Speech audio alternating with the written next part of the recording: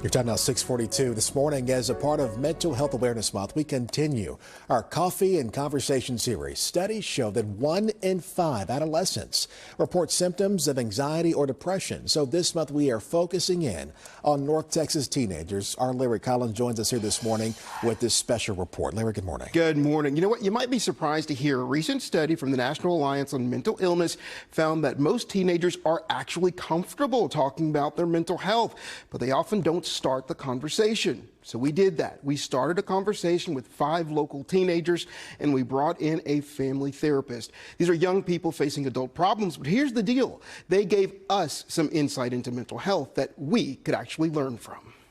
I think your generation, out of all generations, is probably going to be the most resilient generation that we've ever seen. You know, a few of you have mentioned that picking up the skin. And sometimes when we thicken our skin, it makes the exterior hard to break through the interior. So it's very difficult to open up, and it's very challenging to connect. I feel as if situations like this, it's scary, but then it also thickens our skin a bit, because every generation has gone through a lot, but our generation living through COVID, like you said, school shootings and whatever else, it really has us just come to a certain point where it's like when we can overcome several battles. So I've had to learn and accept that building my own confidence within myself, it will kind of hold off relationships, and that's completely okay. It's over 8 billion people in the world. You will find somebody. You will. I'm in the process of letting go of people's opinions of me, and it's so freeing. I wish I learned this way before. It's very freeing. And then a lot of people these days in this society, they take, I would say, when you are vulnerable, they take it as a joke, I would say. Or like, for instance, I feel like when it comes to us speaking out, a lot of people will just be like, oh, okay, she's saying this, she's saying that, but it's really not that serious. But a lot of people just don't understand that just because you're not going through something, just because you haven't gone through something, it doesn't mean that. It just means nothing. But being vulnerable, it's not a weakness. It's not a weakness at all.